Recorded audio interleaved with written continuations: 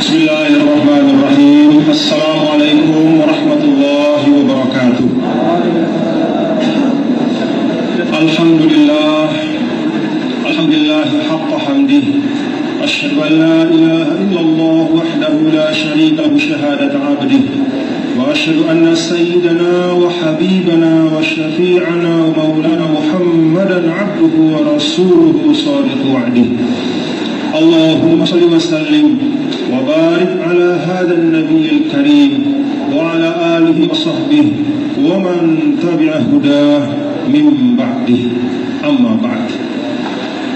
Yang saya muliakan dan saya hormati seluruh sivitas akademika, bil khusus Senat Sekolah Tinggi Kulliyatul Quran Al-Hikam, semoga Allah menjadikan sekolah ini diberkahi zahir dan batinnya sesuai dengan niat pendirinya Al-Maghfurlah Syekh Ahmad Hashim Muzadi radhiyallahu anhu wa rahimahullah rahmatan akhra.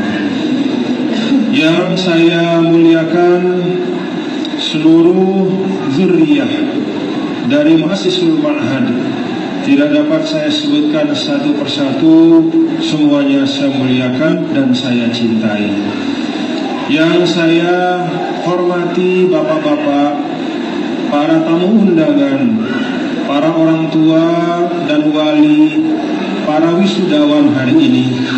Semoga putra-putra dari bapak-bapak dan ibu yang diwisuda pada hari ini menjadi sebaik-baik generasi umat, insya Allah. Para wisudawan 22 pemuda-pemuda dan generasi terbaik, insya Allah, untuk membangun Indonesia dengan nilai-nilai Qur'ani. Fatahallahu alaikum bil arifin. Bapak Ibu yang dirahmati Allah Subhanahu wa taala. Alhamdulillah wa syukrulillah ala ni'amihil mutawafirah, al-mutakatsirah, al-mutawaridah, al-mutawasilah. Segala puji hanya bagi Allah Subhanahu wa taala atas karunia-Nya yang terus-menerus terlimpah kepada kita semua, tidak henti-hentinya. Yang hanya dengan seluruh nikmat itulah maka kita dapat menjalankan tugas dan kewajiban kita sebagai hamba Allah. Dan di antara tugas dan kewajiban itu adalah silaturahim yang pada hari ini kita laksanakan. Itulah niat saya untuk datang ke tempat ini, yaitu menyambung apa yang Allah Subhanahu wa taala perintahkan untuk disambung. Kita baca di dalam Al-Qur'an, di antara sifat dari ulul albab adalah walladzina yasluna ma amara Allahu bihi an yusalla wa yakhshawna rabbahum wa yakhafuna su'al hisab.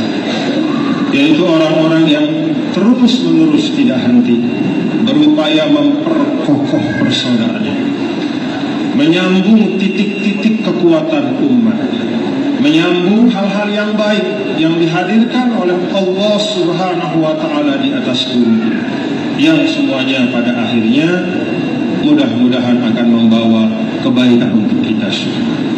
Saya hadir untuk bersilaturahim, dan di dalam silaturahim itu saya ingin dan mudah-mudahan ada nilai wafa di dalamnya. Wafa artinya memenuhi janji, berbakti. Wafa saya kepada siapa? Wafa saya kepada Hadrat Al-Mukarram Muassasatul Ma'had Kiai Haji Ahmad Hashim Muzadi rahimahullah rahmatan akhra. Beliau saya anggap sebagai guru saya, dan memang betul beliau adalah guru saya. Beliau adalah guru yang cinta kepada murid-muridnya. Beliau adalah guru yang ringan langkahnya untuk memenuhi undangan dari murid-muridnya, termasuk termasuk dari saya. Kenangan saya dengan Al-Maghfurlah semuanya baik. Kenangan saya dengan beliau semuanya penuh dengan nilai-nilai pendidikan. Saya ingat bapak-bapak dan saudara-saudara bahwa terakhir saat dimana saya bisa lama menghabiskan waktu dengan beliau adalah pada awal tahun 2013, 4 tahun yang lalu. Pada saat itu bapak-bapak dan saudara-saudara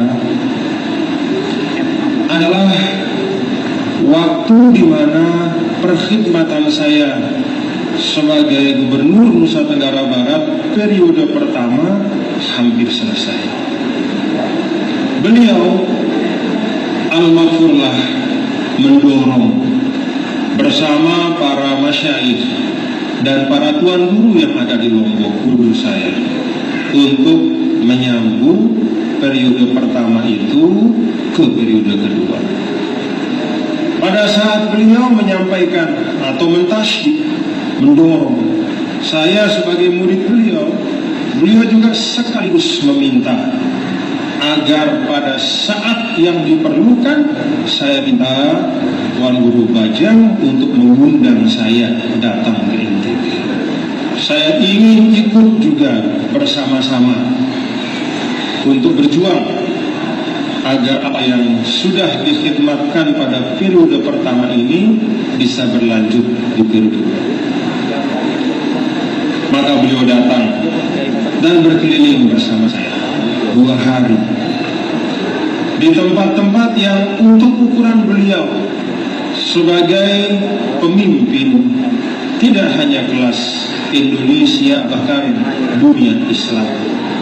Beliau yang sebenarnya di pikiran beliau itu humumul ummah, dalam makna obsesi kita sebagai umat di dunia, umat Islam, harapan-harapan dan cita-cita, atau dengan kata lain mungkin keresahan-keresahan dan kegelisahan beliau yang ada di pikiran beliau itu sudah tingkatnya bukanlah tingkat, mohon maaf, tingkat kampung atau tingkat yang bawah sekali, tapi sudah memotret kondisi dan situasi umat secara keseluruhan. Namun di tengah-tengah kesibukan beliau untuk mengurus hajat-hajat umat, untuk mengurus kepentingan-kepentingan umat Islam di Indonesia, baik terhadap pemerintah, baik terhadap umat beragama yang lain yang hidup bersama di Indonesia, ataupun hubungan dengan umat Islam yang ada di luar Indonesia. Semua sayap-sayap perjuangan ini beliau tangani. Di tengah-tengah itu beliau bersedia dengan kerendahan hati untuk datang ke Lombok, masuk ke desa-desa, ke kampung-kampung. Saya ingat salah satu di antara tempat kami itu adanya di daerah Praia. Dusunnya bahkan saya lupa. Masjidnya masjid yang masih rusak, belum diperbaiki, baru saja diniatkan untuk ditarmim atau dibangun ulang. Kursinya sederhana di situ, beliau duduk di atas kursi lalu memberikan ta'lim. Saya duduk di belakang beliau di lantai sambil melihat punggung dan bahu beliau. Saat itu bapak-bapak dan ibu-ibu, saudara-saudara sekalian, saya menyadari bahwa kebesaran beliau salah satunya adalah karena keikhlasan beliau untuk turun terus bersama umat. Dan itulah yang dipelihara oleh beliau sampai akhir hayat beliau, rahimahullah rahmatan Allah. Untuk apa yang saya sebut secara khusus ini, dan juga kesediaan beliau untuk datang selalu setiap kali kami di Nusa Tenggara Barat mengundang beliau, termasuk ketika Nahdlatul Wathon yang kebetulan ayah saya Al-Maghfurlah Maulana Syekh adalah pendirinya. diamanahkan setelah beliau wafat kepada kami, keturunannya, ingin Nahdlatul Wathon agar organisasi-organisasi Islam yang tumbuh dan berkembang di Nusa Tenggara Barat lebih kuat ukhuwahnya. Kami undang beliau pada saat hultah Nahdlatul Wathon Diniyah Islamiyah, dan saat itu saya ingat betul beliau menyampaikan di depan semua warga Nahdlatul Wathon, puluhan bahkan mungkin ratusan ribu saat itu yang hadir. Beliau menyampaikan Nahdlatul Wathon ini paling besar di NTB, berarti tanggung jawabnya juga paling besar untuk menjadi lokomotif di dalam menyatukan umat di Nusa Tenggara Barat bil khusus. Setelah beliau menyampaikan nasihat beliau itulah kemudian semangat ukhuwah di dalam Nahdlatul Wathon menjadi semakin kuat dan semakin terasa. Alhamdulillah, hasanat beliau untuk warga Nahdlatul Wathon pada saat beliau memimpin Nahdlatul Ulama sesama Nahdlatul, ataupun hasanat beliau kepada seluruh warga Nusa Tenggara Barat. Beliau membimbing, memberikan pengajian-pengajian dengan gaya beliau yang akrab, tetapi tidak menyebabkan substansi itu hilang. Pulang masing-masing yang mengaji dengan membawa berkah ilmu yang dapat diamalkan. Untuk semua hasanat itulah saya hadir di sini. Untuk semua hasanat itulah saya hadir di sini. Mudah-mudahan berdirinya saya di tempat yang beliau bangun ini, mudah-mudahan bisa dalam tanda kutip membayar mungkin hanya sebagian kecil dari hasanat beliau kepada kami semua di Nusa Tenggara Barat dan kepada saya. Rahimahullah rahmatal abrar. Semoga Allah merahmati beliau. Bapak Ibu hadirin dan hadirat sekalian, ini orasi ilmiah, tapi sebenarnya saya yakin bapak-bapak dan saudara-saudara dari para guru yang ada di depan kita dan juga para dosen yang lain, dengan latar belakang keilmuan beliau, lalu dari apa yang saya baca latar belakang Anda semua para wisudawan, rata-rata atau bahkan mungkin semuanya Anda ini sebelum di sekolah tinggi kuliatul Quran ini sudah kuat asasnya, ilmu alatnya sudah kuat, matan-matan juga mungkin sudah banyak hafal, ngajinya sudah khatam. Jadi kalau orasinya tentang nilai-nilai Qurani, rasanya mungkin tahsilul hasil, rasanya tahsilul hasil. Tapi ala kulli hal wa dzakir fa inna dzikra tanfa'ul mu'minin. Kalau ada yang bermanfaat dari apa yang saya sampaikan beberapa menit ke depan, mudah-mudahan berwujud menjadi amal soleh untuk saya dan untuk Anda semua. Bapak Ibu, saudara-saudara sekalian, saya mulai dalam kesempatan ini dengan mengajak kita semua untuk melihat sesungguhnya seperti apa manusia Nusantara atau orang-orang Indonesia. Rasanya mudah-mudahan kita sepakat, bapak-bapak dan ibu-ibu, saudara-saudara sekalian, bahwa manusia Nusantara itu adalah manusia yang religius, manusia yang punya spiritualitas, atau katakanlah manusia yang beragama. Kesadaran bahwa kita manusia Nusantara ini adalah manusia yang beragama dijadikan oleh para orang tua kita dulu termasuk oleh para founding fathers, para pendiri bangsa, menjadi salah satu modal yang paling utama dan paling kuat, paling penting untuk membangun bangsa ini. Maka dikekalkanlah kesadaran itu di dalam sila pertama Pancasila, ketuhanan yang Maha Esa, mencerminkan kesadaran kita bahwa kita ini adalah makhluk Allah yang bertuhan.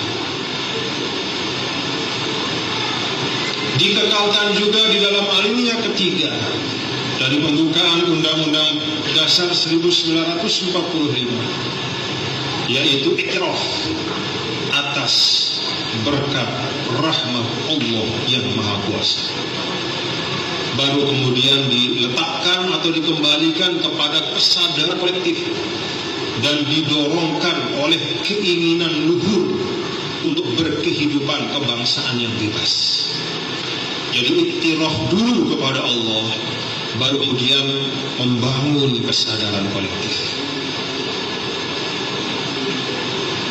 Kita semua bapak-bapak dan ibu, saudara-saudara, kalau guru-guru kita, para ahli-ahli yang kita baca tulisannya, atau kita dengar statement-statementnya di media menyampaikan bahwa Pancasila dan bukan Undang-Undang Dasar 1945 ini adalah ikatan atau makomnya disebut dengan makom meta yuridis, di atas undang-undang, di atas formulasi-formulasi yang bisa diubah-ubah. Meta yuridis artinya ini memang kesepakatan yang paling dasar, mencerminkan jati diri kita, mencerminkan siapa kita, arah dari mana kita bergerak dan arah mana yang akan kita tuju. Operasionalnya kemudian diturunkan di dalam batang tubuh Undang-Undang Dasar, turun lagi kepada undang-undang, lalu peraturan pemerintah, dan seluruh sistem yuridis yang terbangun di negara kita.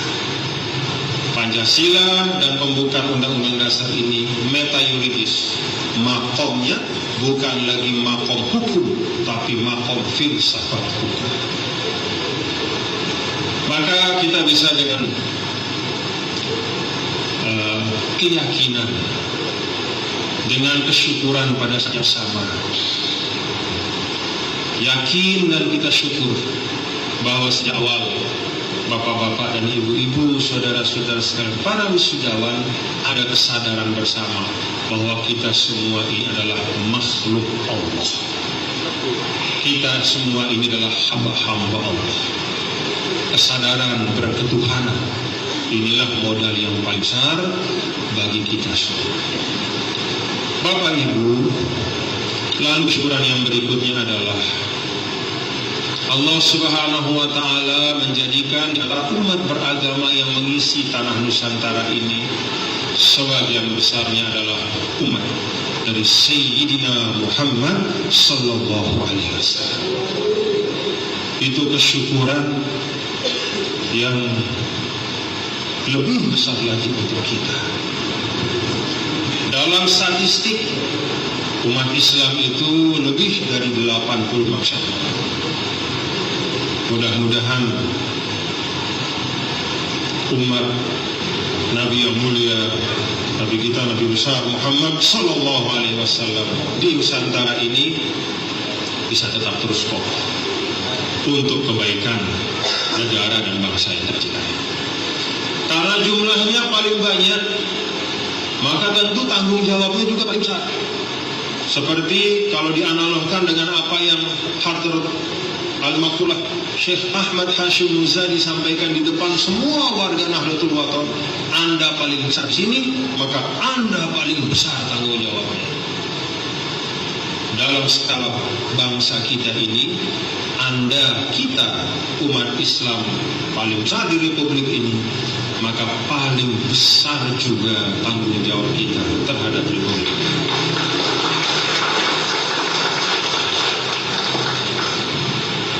Bapak Ibu hadirin dan hadirat sekalian, apa makna dari tanggung jawab kita terhadap Republik. Tentu yang paling dasar, yang paling asasi adalah al-muhafazah ala hadzal qiyam, menjaga entitas tubuh bangsa negara ini. Maka muncul ungkapan Negara Kesatuan Republik Indonesia itu adalah hasil dari konsensus atau konsensus kita bersama, kita jaga. Disebut juga NKRI, harga mati misalnya. Itu adalah cerminan. Bagian yang paling dasar dari tanggung jawab kita adalah al-hafazah ala hadzal qiyam. Lalu berikutnya, setelah kita menjaga Republik ini, lalu apa? Tanggung jawab kita adalah mengisi Republik, negara yang kita cintai ini dengan hal-hal terbaik yang kita ketahui dan kita yakini. Dan bagi kita umat Islam, hal-hal terbaik yang kita yakini itu adalah nilai-nilai yang terdapat di dalam kitab suci yang mulia Al-Quran Al-Karim. Maka memahami Al-Quran dalam konteks ini, bapak-bapak, saudara-saudara, memahami nilainya, nilai-nilai Al-Quran itu kita pahami, itu bagian dari tanggung jawab kita sebagai umat terhadap Republik ini. Karena kalau kita tidak mengisi Republik ini dengan nilai-nilai yang baik, maka kita khianat kepada Allah. Tadi kita simak pimpinan Sekolah Tinggi Kuliatul Quran mengutip Rabbana ma khalaqta hadza batila subhanaka faqina adzabannar. Di antara wajhul butlan, kata para ulama, persaksian dari ulul albab bahwa Allah tidak menciptakan apapun dalam keadaan batil, salah satu min wujuhil butlan adalah adamul intifa, tidak adanya manfaat. Intifa itu kemanfaatan yang dapat dirasakan dan dinikmati oleh sebanyak-banyaknya orang. Karena Islam memang hadir untuk memberikan kemanfaatan kepada sebanyak-banyak orang. Maka ketika kita umat Islam di Indonesia abai dan tidak mampu menggali nilai-nilai Qurani untuk mengisi wadah negara Kesatuan Republik Indonesia ini, untuk membangunnya dengan nilai-nilai Qurani itu, berarti secara tidak langsung lisanul hal kita seakan-akan mengatakan bahwa banyaknya kita di Indonesia ini adalah satu bentuk kesia-siaan. Padahal kita bersaksi Rabbana ma khalaqta hadza batila. Maka dengan kaitan sederhana ini, bapak-bapak dan saudara-saudara, membangun negeri itu adalah kewajiban agama. Membangun negeri bagi siapapun yang bermuamalah dengan Al-Quran, apalagi bermuayasyah, yang berjumpa, yang berinteraksi, apalagi yang menjadikan Al-Quran sebagai rabi'at qulubnya, menjadi teman setianya. Membangun negeri, membangun Indonesia, itu bagian dari tanggung jawab kita juga terhadap Al-Quran. Maka 22 wisudawan, Anda semua dengan bekal ilmu yang diperoleh di ma'had ini, semoga menjadi orang yang mampu mengamalkan nilai-nilai Qur'ani, menggali nilai-nilai Al-Quran sebaik-baiknya di dalam pengabdian setelah selesai di ma'had ini,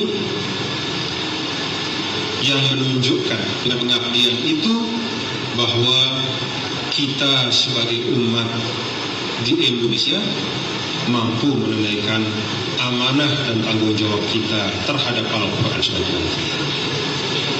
Bapak Ibu Hadirin dan hadirat sekalian yang dirahmati Allah Subhanahu wa taala. Ada ungkapan Imam Ghazali di dalam Tahafutul Falasifah. Beliau menyampaikan dararuddin mimman yansuruhu la bitariqi aktsaru min dararihi mimman yaf'an fihi. Kemudaratan yang menimpa agama yang disebabkan oleh orang yang memperjuangkan agama bukan dengan jalannya, itu lebih banyak dibanding kemudaratan yang menimpa agama dari orang yang nyata-nyata memang menistakan agama. Ini kata Imam Ghazali, Hujjatul Islam Abu Hanif, di dalam Tahafutul Falasifah. Konteks dan beliau menyampaikan ini memang pada saat beliau mengkritik ketika ada sebagian kita sebagai agamawan, istilahnya agamawan atau ahli agama, dengan tanpa memahami secara mendalam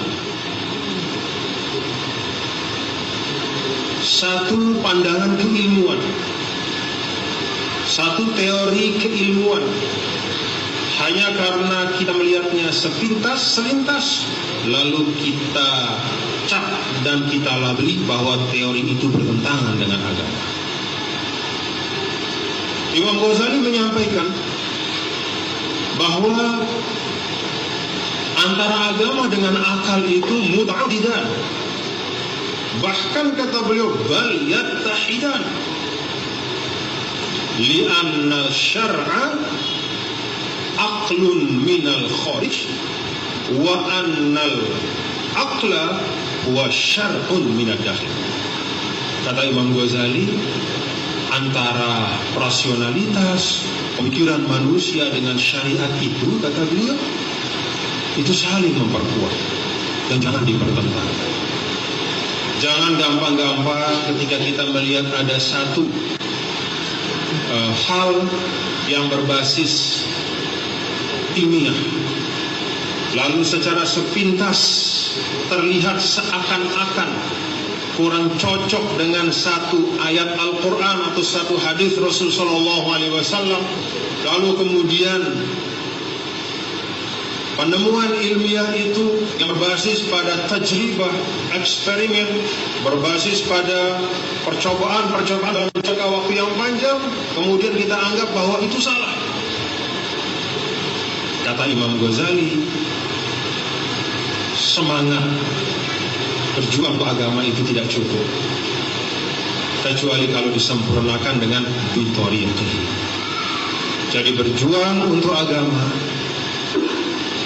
itu harus bitariqih.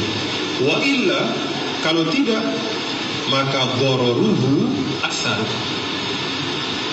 Mengatasnamakan agama berjuang tapi tidak menempuh jalannya, kata Imam Ghazali, lebih besar mudaratnya daripada orang yang nyata-nyata tidak suka kepada agama. Pertanyaannya, bitariqih itu seperti apa? Apa thoriq untuk memperjuangkan agama itu? Jalan memperjuangkan agama, kata para ulama, adalah melalui ilmu pengetahuan. Jalan memperjuangkan agama adalah melalui kefahaman. Maka kalau kita lihat bapak-bapak dan saudara-saudara, seperti apa peradaban Islam yang dibangun oleh Nabi kita yang mulia Sayyiduna Muhammad Sallallahu Alaihi Wasallam. Pertama di situ ada ubudiyah.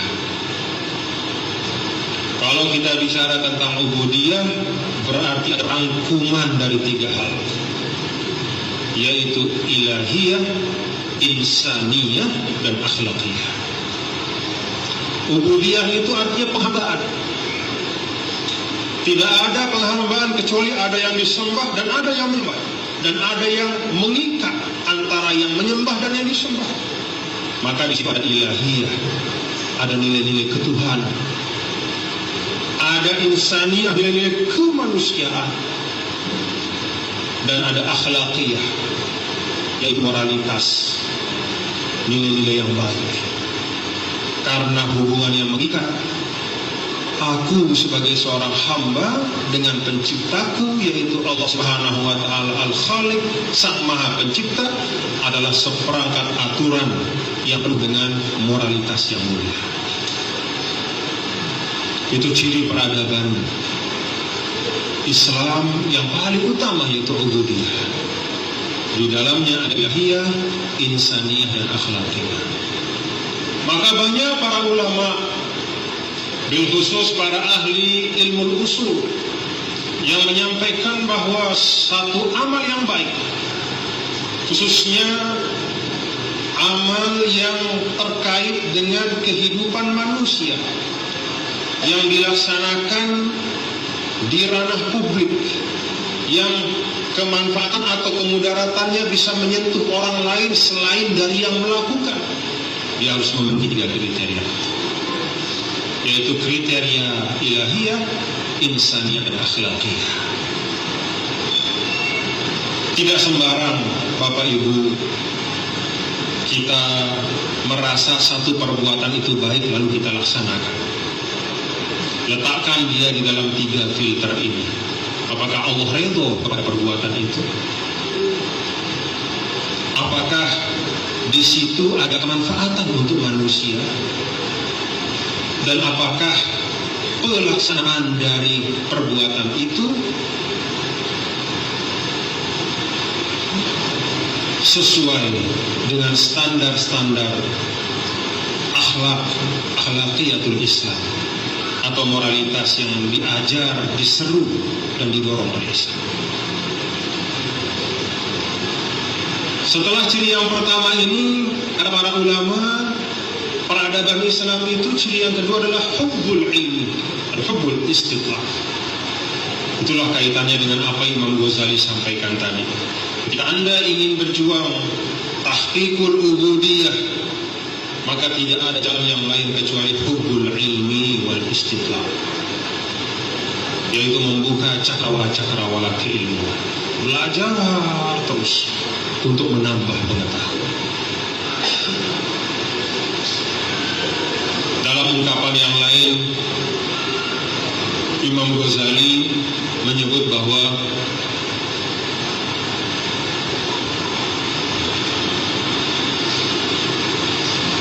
tanpa ilmu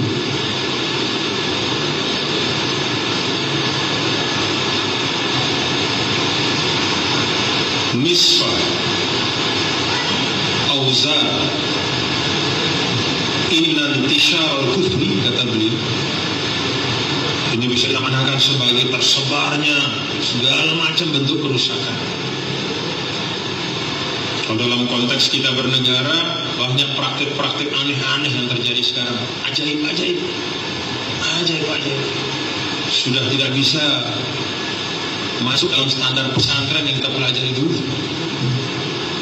Bingung kita mau memaknakannya seperti apa. Kita teropong pakai talimun muta'alim, gak masuk. Apalagi pakai bidayatul hidayah. Kita pakai apa? Allah a'lam. Aneh-aneh. Nah, kata Imam Ghazali, inna intishar al-kufri yahmil nisfa awzarihi al-mutadayyinun baghadullaha ila khalqihi bisu'i tab'ihim wa su'i kalamihim. Setengah, kata beliau, dosa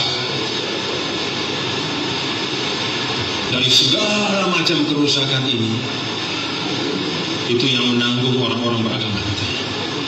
Ini kata Imam Ghazali. Ini bukan kata liberal, ya? Bukan orang liberal. Ini bagian dari beliau ingin mengupas itu situasi dulu. pada tahun 500-an Hijriah, kalau saya tidak khilaf, abad ke-6 Hijriah, yang artinya sekitar abad ke-11 Miladiah atau abad 12, Imam Ghazali bicara seperti itu. Ini macam situasi yang ada ini, ketimpangan nilai, praktik-praktik yang jauh dari tuntunan agama, penyakit-penyakit sosial yang menyebar secara kolektif, secara struktural, bahkan juga mungkin secara kultural. Kalau dulu kita merasa bahwa struktur saja yang rusak, sekarang juga mungkin sudah kultur kita yang rusak. Dulu kita bicara tentang pemimpin-pemimpin di dalam ranah-ranah struktural yang korup, tapi sekarang mungkin saja di ranah-ranah kultural pun banyak tokoh-tokoh yang korup. Apa kata Imam Ghazali? Setengah dari dosa kerusakan itu yang menanggungnya adalah kita yang mengaku beragama. Kenapa? Baghdadullah ila khalqih. Dengan perilaku kita bisufi tab'ihim wa su'i kalamihim, dengan perilaku kita baik dalam berucap, disinggung tadi, kita berdakwah tapi lupa dawabit asasiyah lidakwah. Yang ada 3 itu. Itulah dawabit asasiyah, bil hikmah wal mau'izatil hasanah wajadilhum billati ahsan. Bahkan dalam kondisi yang paling rentan sekalipun kritikal, kita harus mendebat dalam suasana yang tegang, suasana yang panas, suasana yang betul-betul potensi naik, billati ahsan. Ada standar moralitas yang tetap harus kita jaga dengan cara yang baik. Mungkin kita lupa itu, sehingga akhirnya su'i tab'ihim wa su'i kalamihim. Perilaku kita ini membuat bukannya Allah makin dicari oleh manusia, bukannya Islam makin didudukan oleh manusia, tapi karena perbuatan kita yang kata Imam Ghazali itu, perilaku kita yang tidak mampu menampilkan nilai-nilai Quran yang baik itu, wasu'i kalamihim, statement-statement, ucapan-ucapan, diskursus yang kita bangun, wacana yang kita lempar ke publik, bukan wacana yang baik, yang menenangkan, bukan wacana yang produktif dan menghasilkan, tapi wacana yang menggerogoti dan merusak sendi-sendi yang ada. Hati-hati. Obatnya adalah hubbul ilm wal istidlal, terus belajar.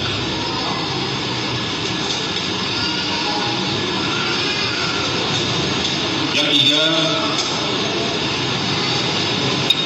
sering kita dengar bapak-bapak dan saudara yang disebut di dalam suratul Baqarah, wa kadzalika ja'alnakum ummatan wasatan litakunu syuhada'a 'alan nas wa yakuna ar-rasulu 'alaikum syahida.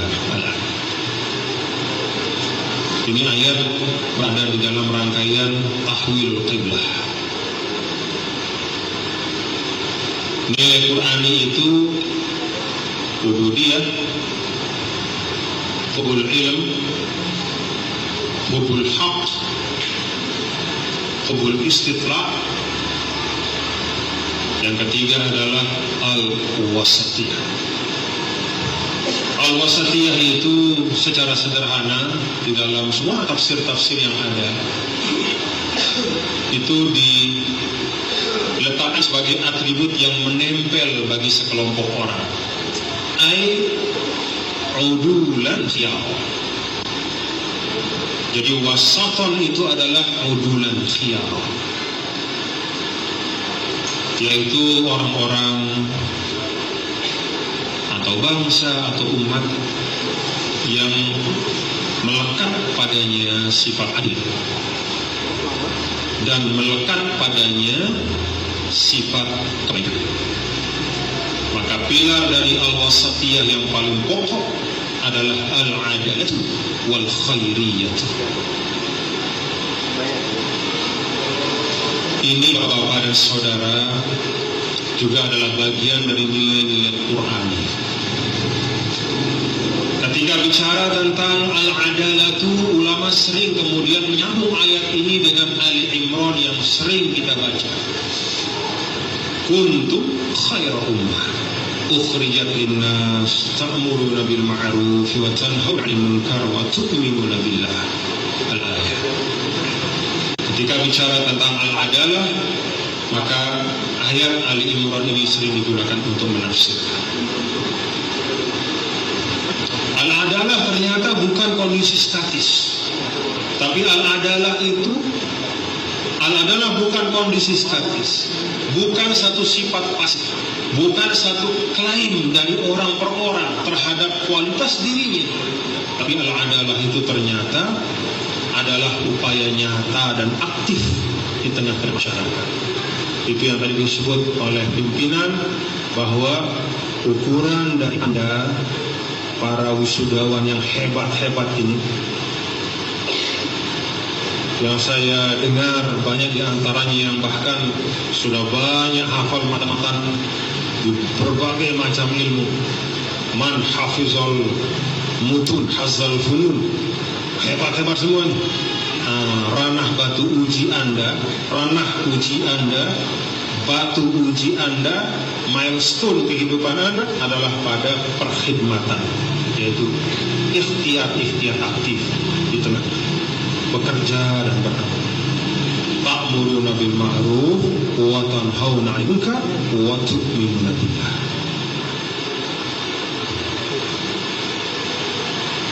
Di mana dan bagaimana?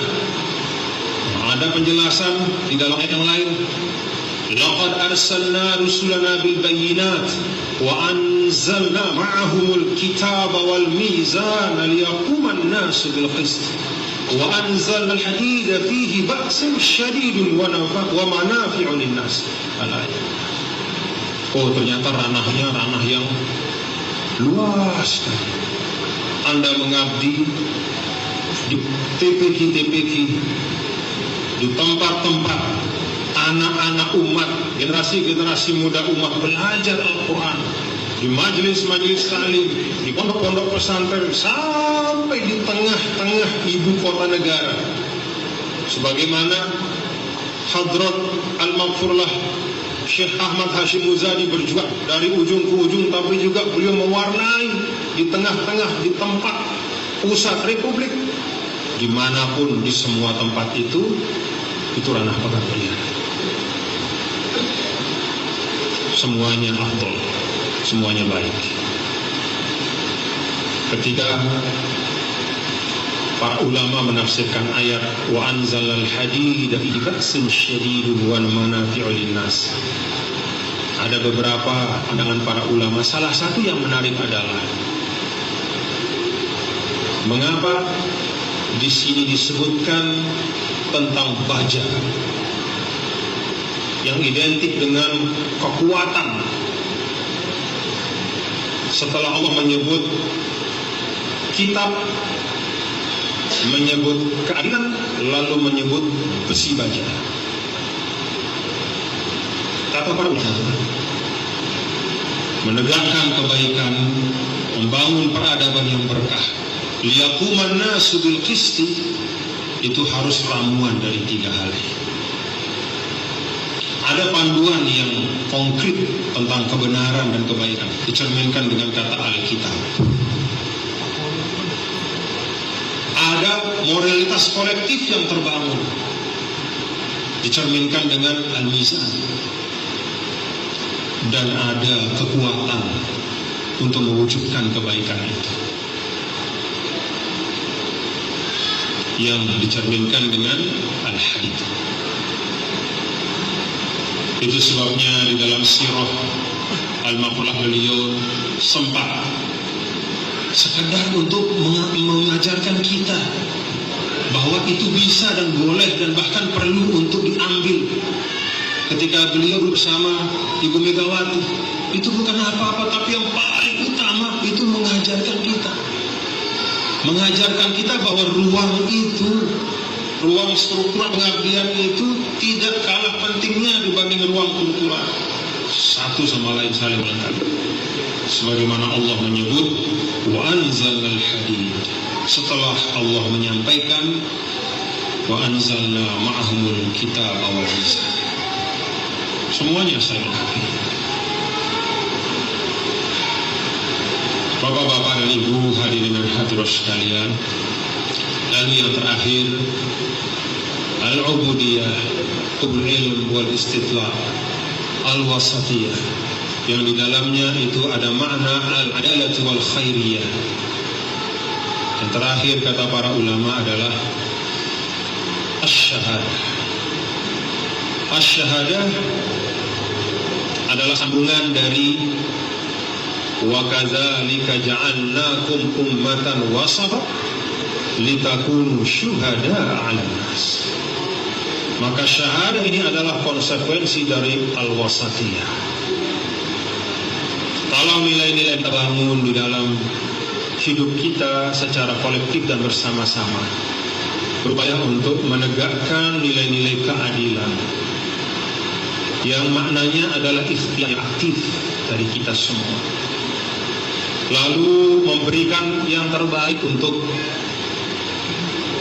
kehidupan kita, al-khairiyah, yang terbaik, kontribusi yang paling baik kita pilih dari hasanah keislaman yang sangat kaya itu, mana yang paling baik untuk bangsa kita saat ini, untuk negara kita di masa yang akan datang.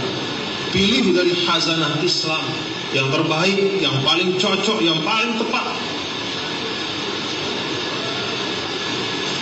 Ketika kita bicara tentang khazanah Islam adalah seluruh akumulasi kekayaan umat, dari mulai datangnya Nabi kita, Nabi besar Muhammad Sallallahu Alaihi Wasallam sampai saat kita bertemu hari ini, itu semua adalah khazanah kekayaan umat. Dari ekonominya, dari politiknya, dari sosialnya, dari segala macam keilmuannya, yang terbaik ambil.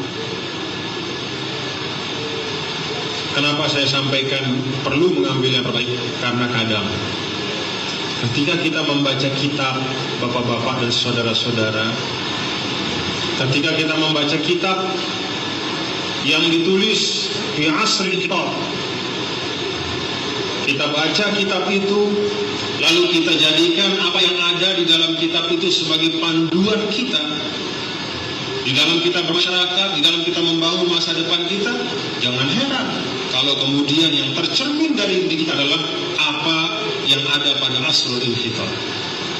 Ketika kemunduran peradaban, ada tulisan yang lahir pada masa kemunduran peradaban itu, maka yang tertulis itu hampir bisa dipastikan adalah hal-hal yang mencerminkan kekalahan, ketidakberdayaan, dan bahkan banyak hal yang tidak sesuai dengan kenyataan. Maka pilih dari khazanah kita, kitab-kitab yang ditulis di masa kegemilangan, di masa kejayaan Islam. Di situ kita akan temukan al-khairiyah, hal yang terbaik. Alhamdulillah, hampir semua kitab di pesantren kita pelajari dari para masyayikh kita, dan kita terima sanad-sanadnya dari guru-guru kita yang dimudarasahkan secara mudawamah dari tahun ke tahun, dari waktu ke waktu. Itu rata-rata adalah kitab yang ditulis pada masa kejayaan, sehingga pantas untuk kita terus baca, kita serap nilai-nilainya, insya Allah akan membawa kepada kejayaan Islam, kejayaan bangsa kita. Syahadah atau yang keempat, yang terakhir ini, secara sederhana, kalau kita lihat bagaimana para ulama menafsirkan litakunu syuhada 'alan nas, hampir semua mengutip hadis ketika kelak di akhirat. Kelak di akhirat, orang-orang yang sedang gelisah menghampiri para nabi, menghampiri Nabi Adam, minta tolong. Kata Nabi Adam, kok minta tolong sama saya? Kan kalian terjatuh ke bumi gara-gara saya, jadi jangan minta tolong sama saya. Kira-kira begitu. Isaftaha, ketika lagi minta tolong, minta dibantu, Nabi Adam menjawab seperti itu. Lalu pergi ke Nabi Nuh AS, nggak ada yang sanggup. Pada akhirnya datanglah kepada Nabi kita, Nabi besar Muhammad Sallallahu Alaihi Wasallam. Para Nabi ketika ditanya oleh Allah, sudahkah kalian menyampaikan? Sudah. Dikonfirmasi kepada umatnya, belum, kata umatnya. Namanya umat. Banyak yang nakal, yang tidak mengikut kepada para nabi yang diutus kepada mereka, belum. Siapa kemudian menjadi faisalnya, menjadi penengah dan pemutus dari perselisihan antara para nabi dengan umatnya itu? Itulah umat Nabi besar Muhammad sallallahu alaihi wasallam dan baginda Rasul sallallahu alaihi wasallam. Maka dari himpunan penafsiran para ulama ini kita bisa mengambil kesimpulan bahwa maqamus syahadah adalah maqamul marja'iyah. Kapan umat itu bisa menjadi umat syuhada ala nas? Ketika dia menjadi referensi bagi umat-umat yang lain. Kapan kita bisa menjadi referensi bagi umat-umat yang lain? Kalau kita mampu memberi kontribusi yang terbanyak bagi umat-umat yang lain dibanding umat-umat yang lain. Nah, oleh karena itu, bapak-bapak dan saudara-saudara, sekarang antum semua para wisudawan, sekarang bukan lagi marhalatul tahsil ya, walaupun tahsil itu tetap ada sampai kita wafat. Tapi yang sekarang ini antum sudah tidak lagi marhalatul tahsil, tapi marhalatul badli wal ata. Tidak lagi memasukkan ilmu sebanyak-banyaknya ke dalam diri kalian, tapi bagaimana berkontribusi sebanyak-banyaknya untuk umat. Semoga Allah berikan kekuatan. Dan ma'had yang berkah ini, yang sering beliau ceritakan kepada saya, beliau sampaikan kepada saya, Tuan Guru, saya itu ingin supaya ada pondok, ada tempat di mana anak-anak muda kita bisa menggabungkan, kata beliau, antara pengetahuan keislaman yang kuat dengan kecanggihan metodologi berpikir, dengan semangat saintifik. Bagaimana ada suatu tempat di mana anak-anak muda kita yang berasal dari pondok-pondok pesantren itu punya kesempatan dapat akses bagaimana menatap masa depan lebih utuh lagi, memandang, memotret problem umat. Bagaimana wawasannya bisa diperluas. Itu yang saya dengar langsung dari mulut beliau menyampaikan ketika kami satu mobil, beliau menyampaikan tentang pondok ini. Pada waktu itu 2013, sebelumnya 2011, sebelumnya 2010, itu kan kira-kira pondok baru dibangun. Itulah cita-cita beliau. Anda semua adalah bagian dari perwujudan cita-cita beliau. Semoga Anda semua menjadi aufiya, orang-orang yang bisa menunaikan komitmen kepada beliau, yang telah membuka jalan yang baik dan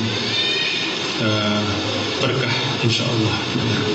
Bapak Ibu Saudara sekalian, itu yang dapat saya sampaikan. Saya mohon maaf kalau ada beberapa ilustrasi yang mungkin tidak utuh ya. Tetapi kiranya dari apa yang saya sampaikan mudah-mudahan ada yang bisa diambil untuk bisa menjadi bekal kita bersama bagaimana mewujudkan tanggung jawab kita dalam next level, yaitu level berikutnya setelah kita jaga republik ini, mengisinya dengan nilai yang mulia, yaitu nilai-nilai Quran. Allahumma fiq wal hadi ila sabilir rasyad wa muwaffiq ila aqwamit thariq. Wassalamualaikum warahmatullahi wabarakatuh.